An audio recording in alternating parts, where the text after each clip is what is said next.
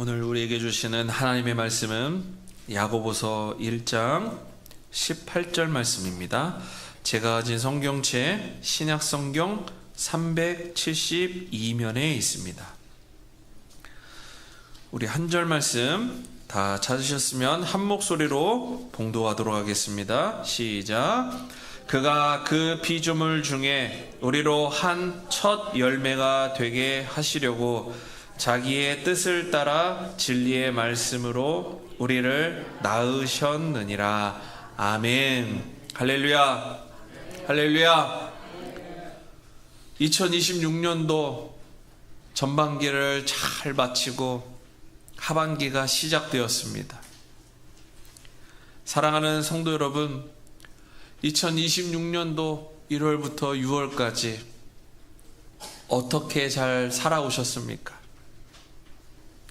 정말로 우리 가운데 여러 가지 불평불만과 어려움들과 갈등들과 속상한 일들이 참 많았지만, 그럼에도 우리가 다시 한번 1월부터 6월까지를 되돌아보고 생각해보고 지금 내가 어떻게 이 자리 가운데 서 있는지 생각해보면 하나님의 은혜가 아니고서는 설명할 방법이 없습니다. 믿으십니까?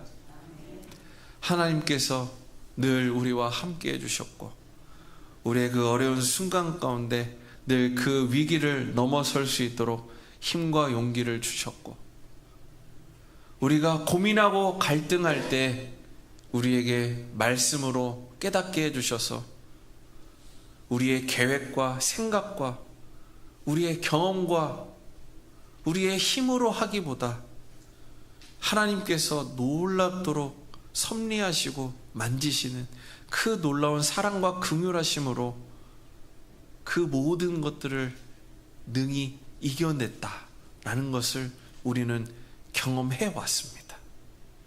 그리고 앞으로도 그런 경험들을 해 나갈 것입니다. 믿으십니까? 오늘은 특별히 그런 와중에 성경 말씀대로 올 한 해 수확한 첫 예물을 가지고 감사와 영광을 올려드리는 맥주 감사주일입니다. 하나님께서 우리에게 감사하도록 하셨습니다. 우리 삶에 감사가 없으면 하나님과의 깊은 교제를 나눌 수 없음을 꼭 기억하시기를 소망합니다. 우리가 감사를 드려야 하는 것은 좌우 앞뒤를 보세요. 우리 가족과 우리의 자녀와 우리 부모가 주변에 있지만 이분들과 함께 감사를 나누어야 하는 것은 말할 것도 없어요. 무조건 감사해야 돼요. 그런데 우리가 잊지 말아야 될 것은 바로 우리 하늘에 계시는 우리 하나님 아버지하고의 감사의 관계를 절대로 놓치셔서는 안 됨을 믿습니다. 그 감사가 없으면 우리 주변에 우리 삶에 이루어지는 모든 관계들하고 감사를 누릴 수가 없습니다. 마찬가지로 우리 주변에 있는 사람들과 감사를 누리지 못한다면 하나님 아버지와 감사를 누릴 수가 없습니다. 그러기 때문에 우리에게 그 감사를 기억하라라고 절기를 주셨고, 그 절기는 다른 절기가 아니라 바로 감사절기. 전반기에는 맥주감사절, 하반기에는 추수감사절로 감사드리라고 우리에게 말씀해 주십니다. 사랑하는 성도 여러분, 올 한 해 우리는 하나님께서 우리에게 주신 귀한 목회적 계획을 따라 돌아오라 주께로 라고 하면서 구원서정의 9가지 단계를 밟아가고 있고, 지금 5월부터는 두 번째 단계, 부르심의 단계를 밟고 있습니다. 그래서 5월 새창조, 6월 성령이라는 핵심 주제를 가지고 말씀을 보았고, 7월 이 맥주감사주일 감사와 더불어서 이제 변화라는 핵심 주제를 가지고 이 중생의 여정, 거듭남의 여정을 걸어가 보고자 합니다.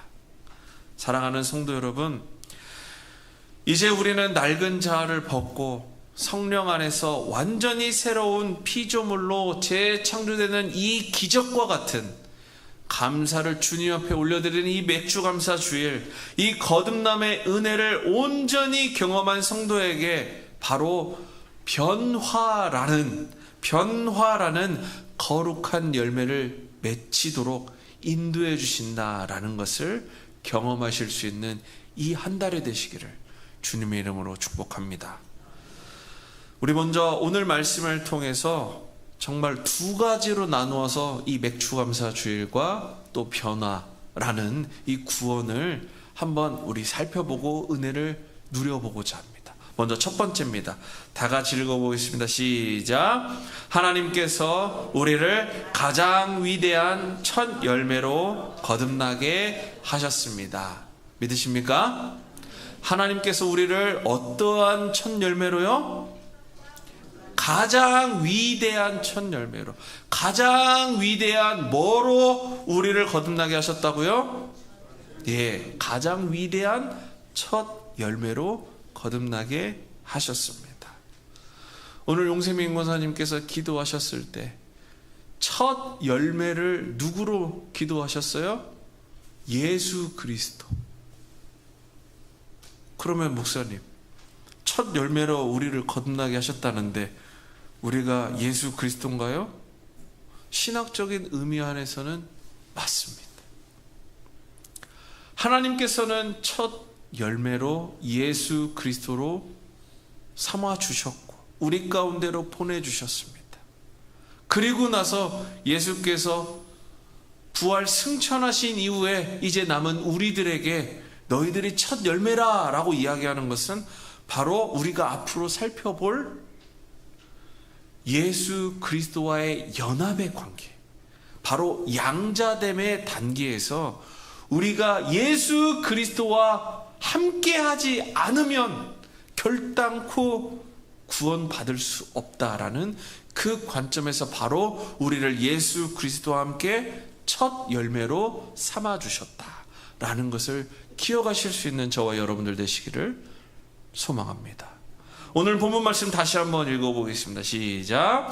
그가 그 피조물 중에 우리로 한 첫 열매가 되게 하시려고 자기의 뜻을 따라 진리의 말씀으로 우리를 낳으셨느니라. 아멘. 자, 여기에 중요한 교리들이 담겨 있는 거예요. 사랑하는 성도 여러분, 첫 열매가 되게 하시려고 진리의 말씀으로 우리를 낳으셨대요. 사랑하는 성도 여러분, 우리는 이미 출생한 자들입니다. 다시 낳을 수가 없어요. 그러니까 제자들이 그걸 모르고 뭐라고 이야기했어요? 예수님, 내가 어떻게 하면 다시 낳을 수 있습니까? 모태에 다시 들어가야 됩니까? 이러한 바보 같은 질문을 한 거예요. 엄마 뱃속에 이런 큰 0.1톤에 가까운 채가 엄마 뱃속에 어떻게 다시 들어갔다 나옵니까? 큰일 나죠. 뉴스에 나옵니다. 그것이 아니다. 너희가 다시 태어난다라는 것은 예수님께서 분명하게 말씀해 주셨어요. 너희가 물과 성령으로 거듭나지 않고서는 다시 태어날 수가 없다. 바로 사도 바울은 야고보에게 이것을 가르쳐 주고 있는 거예요. 사랑하는 성도 여러분, 바로 우리가 물과 성령, 말씀으로 거듭나야 될 줄 믿습니다. 그런데 말씀으로 거듭난 우리가 뭐가 돼야 된다고요? 바로 가장 위대한 첫 열매가 되어야 할 줄 믿습니다. 그 열매가 어떻게 된다고요? 예수 그리스도와의 연합, 우리가 하나님의 자녀가 되어야 할 줄 믿습니다. 어떻게요? 말씀으로 거듭나야 하나님의 자녀가 되는 거죠. 이 계속 순환적인 말씀 안에서 원인과 결과가 되는 이 논리적인 구조를 여러분들 이해하셔야 됩니다. 이단들이 바로 이러한 틈을 타고 우리를 현혹시키고 우리를 혼란함에 빠뜨리는 거예요. 단순한데, 성경은 우리들에게 단순하게 이야기하는데 이것을 교묘하게 틀어서 우리를 헷갈리게 만드는 거예요. 헷갈릴 이유가 전혀 없습니다. 사랑하는 성도 여러분, 바로 구약시대 때 첫 수확물을 감사로 드리는 이 귀한 시간, 하나님께서 이스라엘 백성들에게 너희는 첫 열매를 구별하여 감사제를 드려라 라고 하나님께서 말씀을 하셨습니다. 그리고 신약시대에 와서 사도 바울은 하나님께서 진리의 말씀으로 우리를 낳으셨다라고 말씀하면서 이 세상의 수많은 피조물 중에 우리를 첫 열매로 삼으셨다라고 말씀해 주셨습니다. 구약과 신약의 차이가 뭐예요? 구약은 예수 그리스도께서 아직 오시지 않았어요. 그렇기 때문에 사람들이 삶을 통해 실제적으로 드리는 행위가 필요해요. 드리는 행위를 통해서 그 드리는 행위를 가지고 누가 그 모든 것들을 가지고 성막에 들어갑니까? 대제사장이 가지고 성막에 들어가고 대제사장이 그 모든 일들을 합니다. 제사를 드리죠. 화제를 드리기도 하고 소제를 드리기도 하고 요제를 드리기도 하고 다양한 방법으로 대제사장이 하나님께 드립니다. 왜요?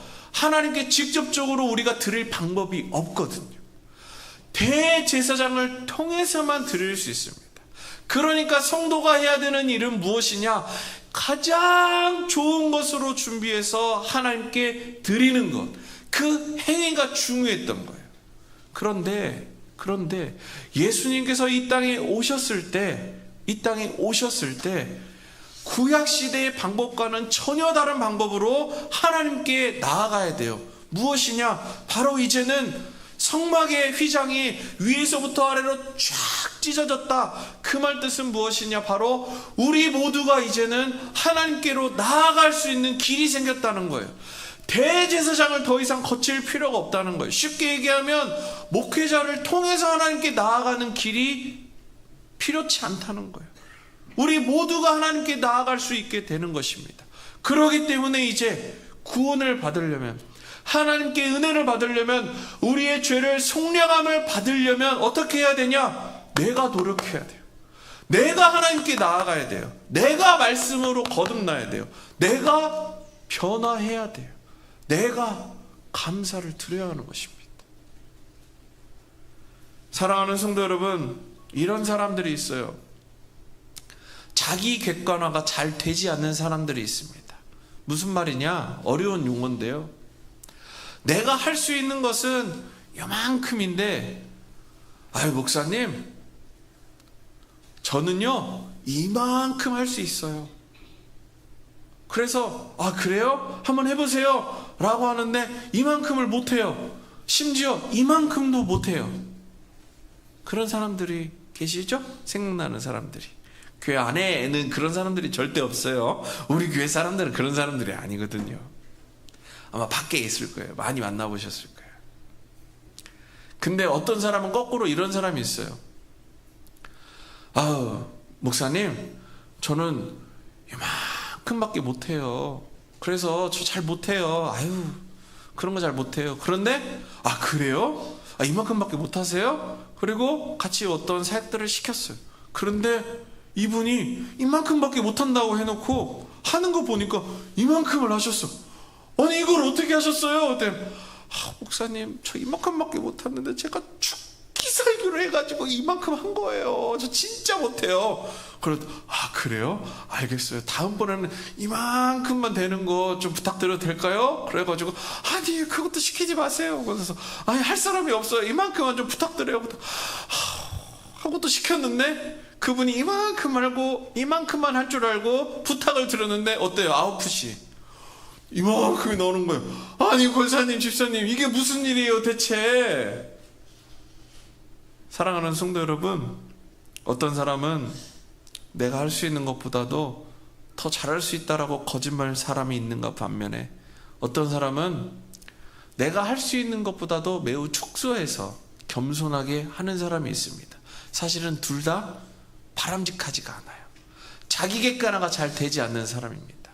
내가 얼마만큼 내가 할 수 있는지, 내가 할 수 있는 만큼의 것들을 최선을 다해서 하는 것이 바로 무엇이냐? 자기 객관화가 잘 되는 사람이에요. 이런 일을 합시다 라고 했을 때, 목사님 이거는 할 수 있는데요, 이거는 좀 어려울 것 같아요, 이거는 이렇게 조금 더 하면 제가 할 수 있을 것 같아요 라고 하면서 이 하나님의 놀라운 일들을 함께 만들어가는 것, 그것이 바로 어떤 사람이냐? 자기 객관화가 잘 되는 사람이에요. 자기 객관화가 잘 안 되는 사람의 특징이 뭔지 아세요? 열심히 일하고 집에 가가지고 번아웃 오시는 분, 집에 가가지고 아이고 하고 몸져 눕는 분들, 자기 객관화가 잘 안 되시는 분들. 왜요? 내가 할 수 있는 것보다도 훨씬 더 나를 태워가지고 일을 하셨거든. 내 노력, 내 수준, 나의 것이 아니라 하나님께서 나에게 말씀하시는 것들을 통해 내가 하나님께 반응하는 것들이 적절하게 하나님께서 가라 하는데 가고 멈추라 하는데 멈추는 그러한 사람이 바로 자기 객관화가 잘 되는 사람입니다. 그러니까 살아가는 성도 여러분, 오늘 첫 열매가 되어야 된다는 것은요, 앞뒤 좌우에 계신 분들 보세요. 이 사람이 나보다 더 큰 열매를 맺었나? 나보다, 아이고 내가 이 사람보다 내가 더 큰 열매를 맺었구나, 이렇게 비교하는 시간이 아니라요, 하나님 안에서 우리가 맺을 수 있는 열매의 크기는 서로 다릅니다. 나는 작을 수가 있어요. 어떤 사람은 클 수가 있어요. 작은 사람이 큰 사람 보면서 부러워할 이유도 없고요, 큰 사람이 작은 사람을 보고 무시할 이유도 없어요. 왜요? 하나님께서 우리 모두를 첫 열매로 삼아주셨기 때문에. 인간적인 관점에서는 작고 크다라고 할 수 있지만 하나님 안에서 우리 모두는 가장 위대한 첫 열매임을 믿으시기 바랍니다. 우리가 할 수 있는 만큼 주님 앞에 한 발짝도 좋아요, 아니 반발짝도 좋아요, 어떤 분은 두 발짝 나오는 것도 좋아요, 10발짝 나오는 것도 좋습니다. 하지만 그 모든 게 중요한 게 아니라 우리를 첫 열매 삼아주셔서 있는 모습 그대로 주님 앞에 온전히 예배 드릴 때, 창규야, 온전히 예배 드릴 때 그 모습 그대로를 하나님께서 기쁘게 받아주신다 라는 사실을 꼭 기억하실 수 있는 저와 여러분들 되시기를 주님의 이름으로 축복합니다. 그렇다면 이 첫 열매로 거듭난 우리는 어떤 삶의 방향으로 나아가야 될까요? 농부가 첫 열매를 수확할 때 얼마나 기쁘겠어요. 그죠? 김저수 장로님 양평에서 농사 이렇게 짓고 첫 열매를 이렇게 딸 때, 아이고 첫 열매가 또 열렸구나, 땄구나, 아이고 그렇구나, 우리 지우선을 갖다 줘야지, 그렇게 무덤덤하셨어요?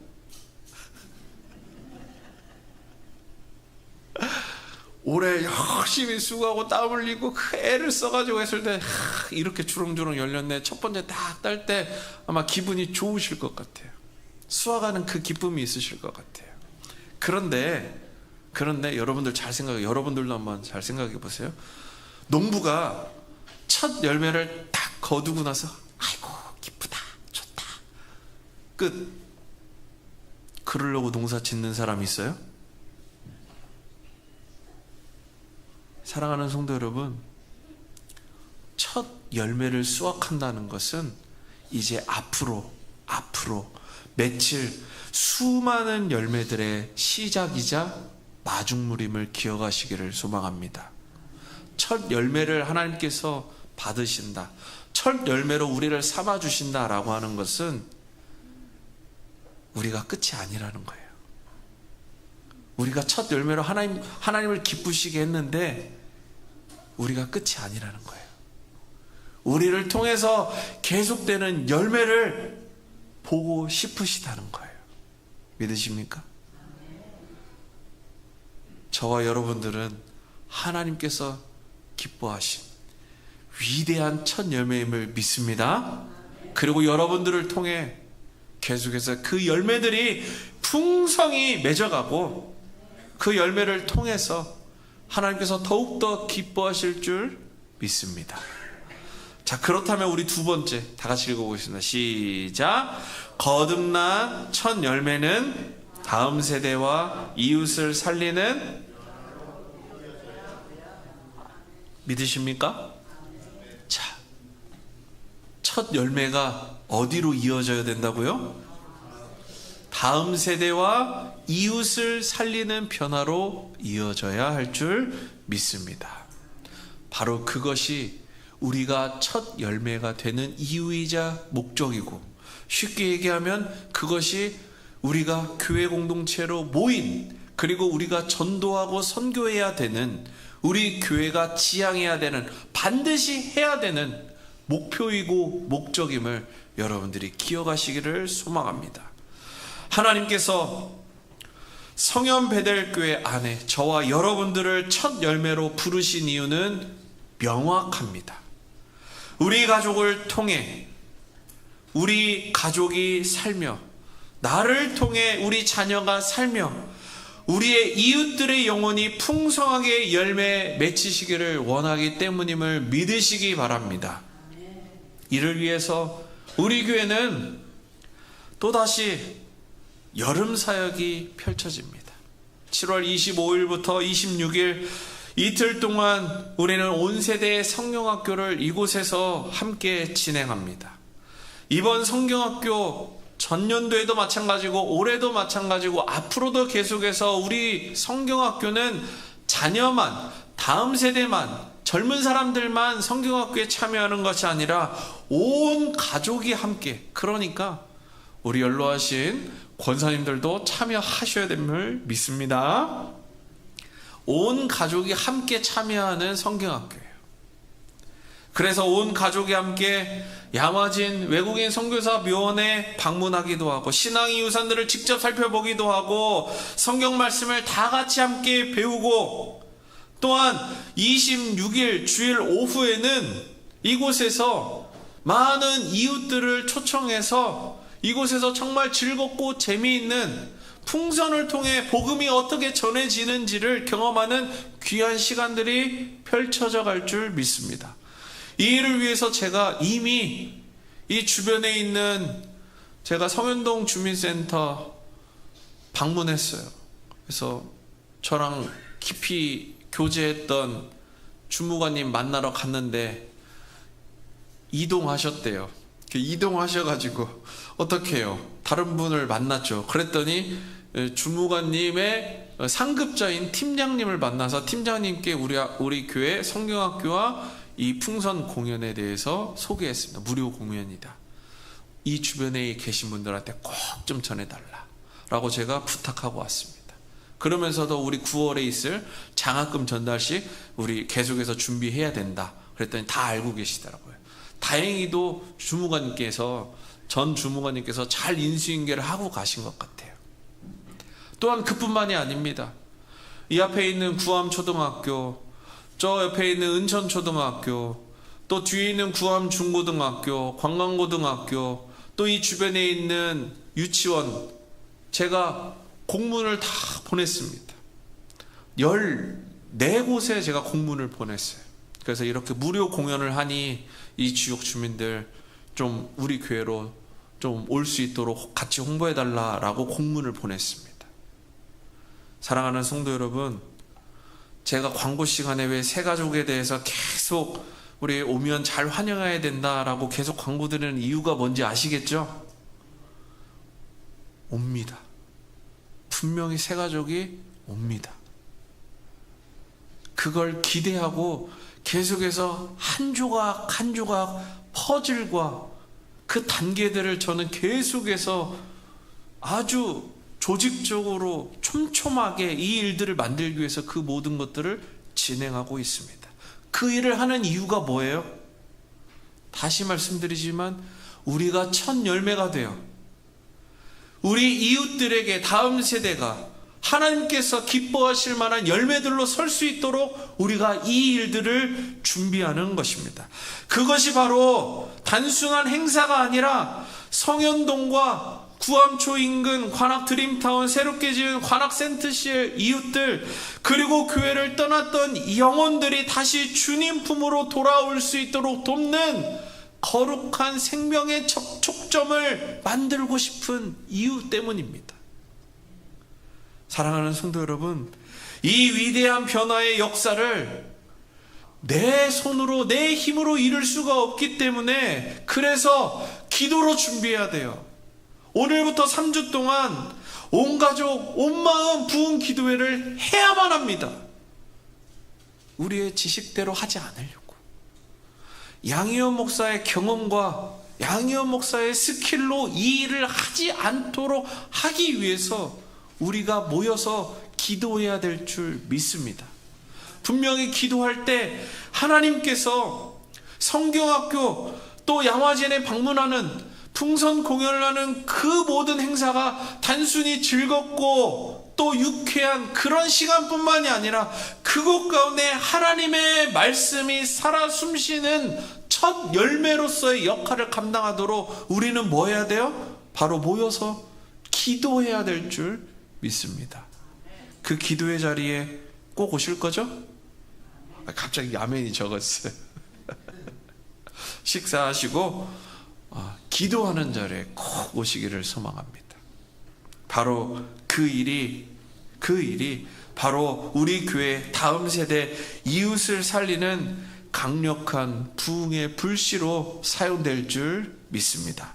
말씀을 맺겠습니다. 사랑하는 성현매대교회 성도 여러분, 7월 한 달 우리 삶에 임할 이러한 변화를 기억하십시오. 어떤 변화이냐? 두 가지로 우리는 말씀을 살펴보았습니다. 첫 번째, 진리의 말씀 안에서 나는 가장 위대한 첫 열매다 라는 사실을 꼭 기억하시고, 두 번째, 우리는 성령 안에서 거듭난 첫 열매로서 이제 다음 세대와 이웃을 살리는 무엇이 되어야 된다고요?